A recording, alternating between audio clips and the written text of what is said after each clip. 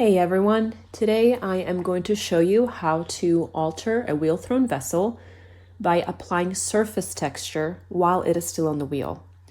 Now there are several options for this, but what I am going to show you involves the use of sodium silicate, also known as liquid glass. It acts like a binding agent, holding clay particles more strongly together.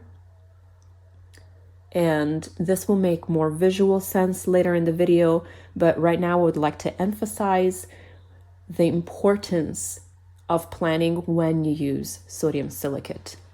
So I started by deciding what I wanted to make. I did a little sketch of about medium-sized vase that I wanted to throw with a narrower foot, a high shoulder, and a flared lip.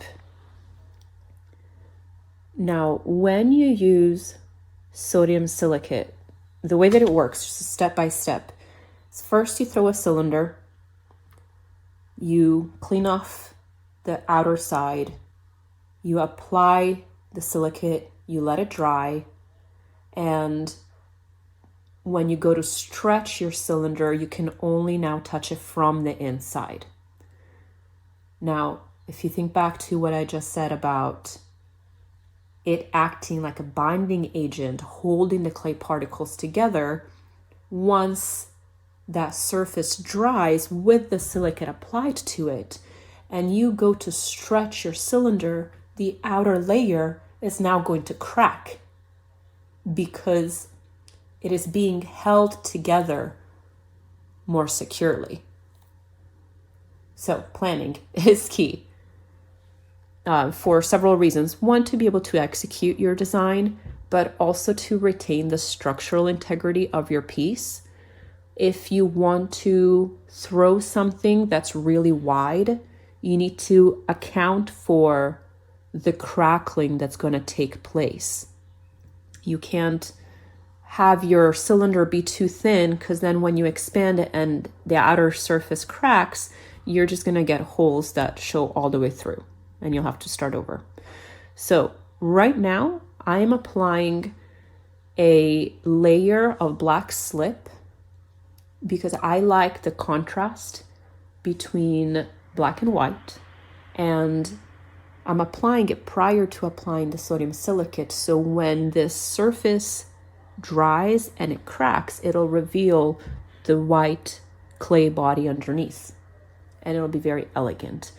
You can skip the step altogether. You can just have the surface crack without applying any variation in color, and it's still going to look really cool.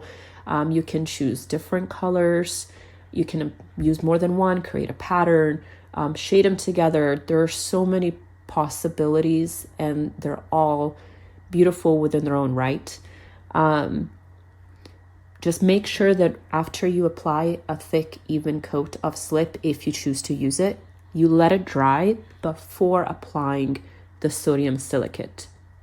Otherwise, because your brush is wet, you'll start removing the slip and it turns into one big mess. Speaking of messes, I did leave my foot messy. And that's just because I'm going to be trimming all that extra clay off at the end. So I'm not concerned about it. I'm leaving the bottom thick in order to support the weight of the extra clay on top.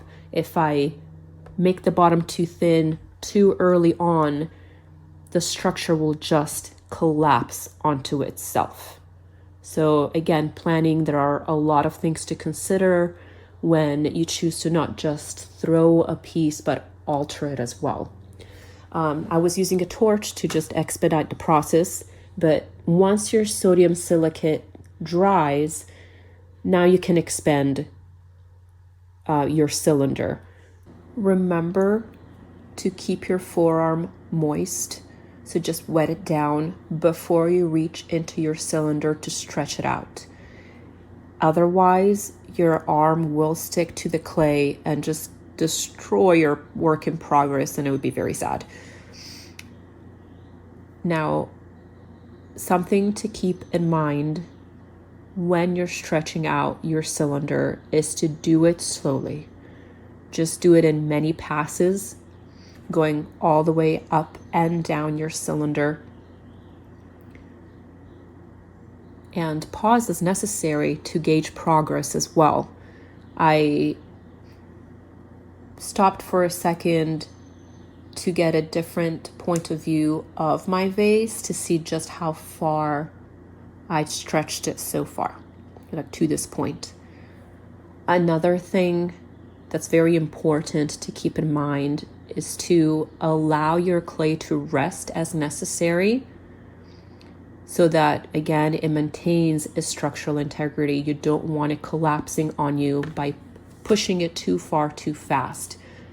Because I want to stretch it out so much, I need to allow it to dry a little bit in between passes so that it can keep supporting itself.